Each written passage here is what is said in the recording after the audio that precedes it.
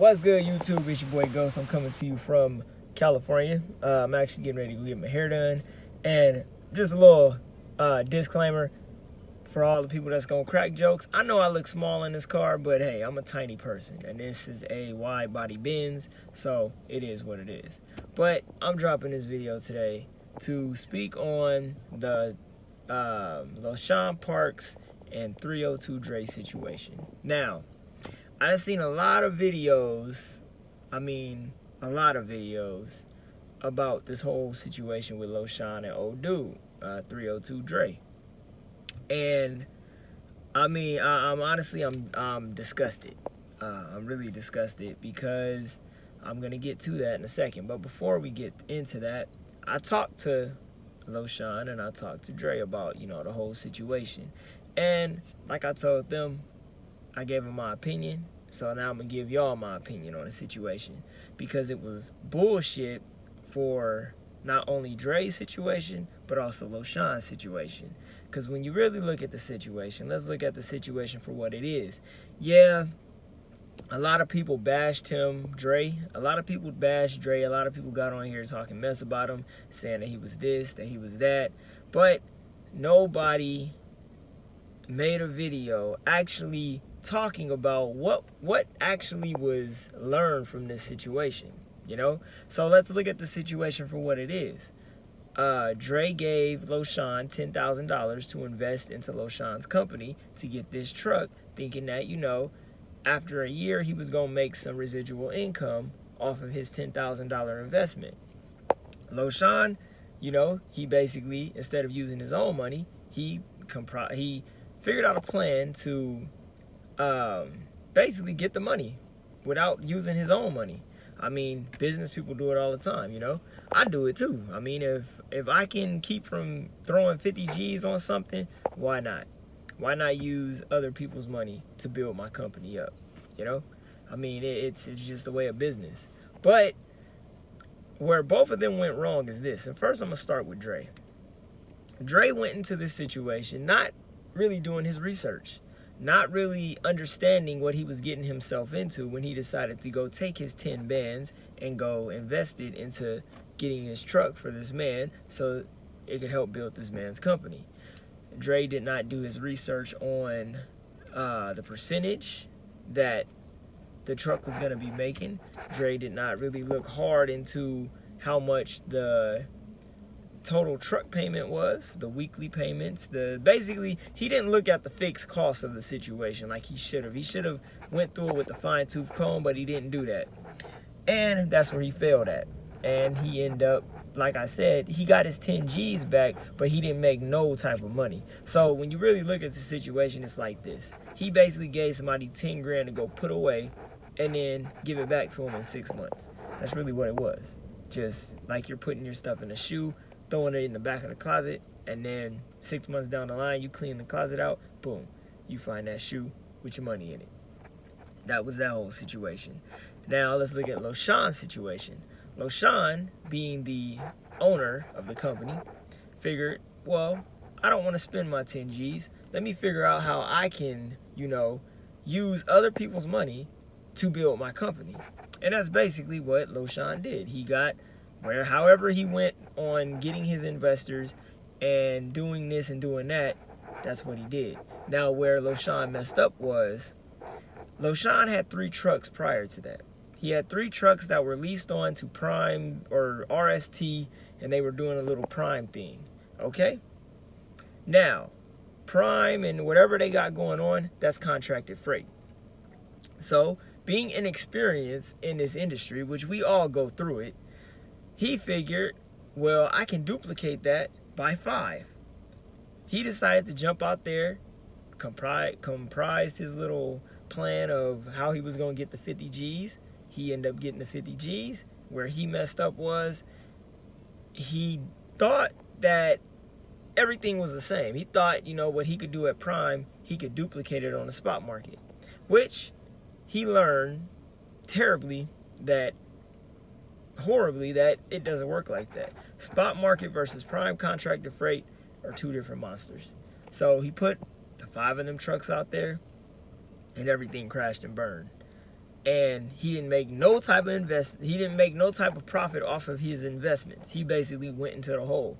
Why? Because he jumped into something that he truly didn't understand, which we all do it.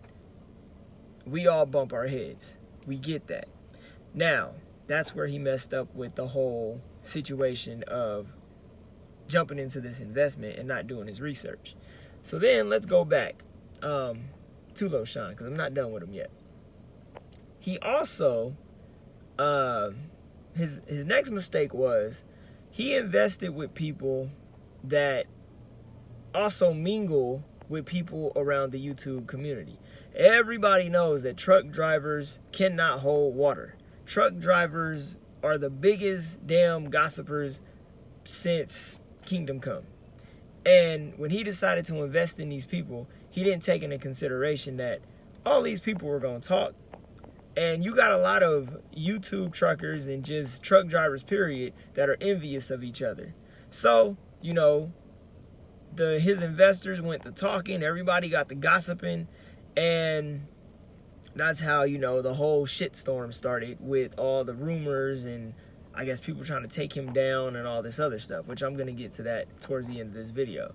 But that's how all that drama started, which by if you really think about it, he kind of set himself up for that.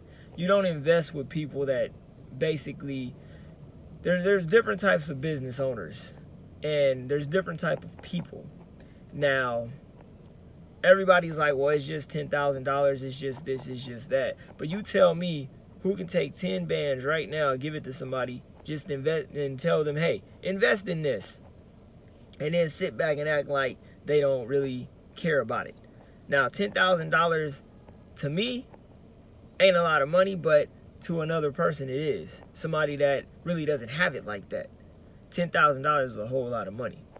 And $10,000 will make the average person act up and talk shit and do everything else once they get their money back. Of course they're going to do that. It's to be expected. Now, where Lil Shawn went wrong was the type of investors that he went after, because they all jumped, well, not all of them, because I don't know everybody that did it, but the whole Dre situation, Dre went talking and reaching out to people that, you know, didn't have Lil Shawn's best interest, and that's when the whole shitstorm started with that. I gotta check my phone, make sure I'm not running out of time. Let me make sure. So yeah, that's when the whole storm started with that.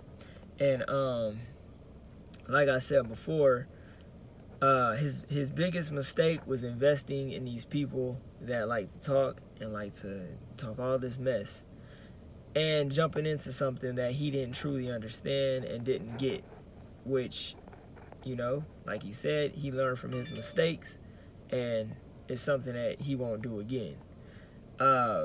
As for all the gossiping and everything else, that, you know, that comes with the territory of being in this business, or just being in business, period. You're gonna take L's. It's just, Lil Shawn had some balls to jump out there with 5 trucks at one time on the spot market, not knowing what he was doing.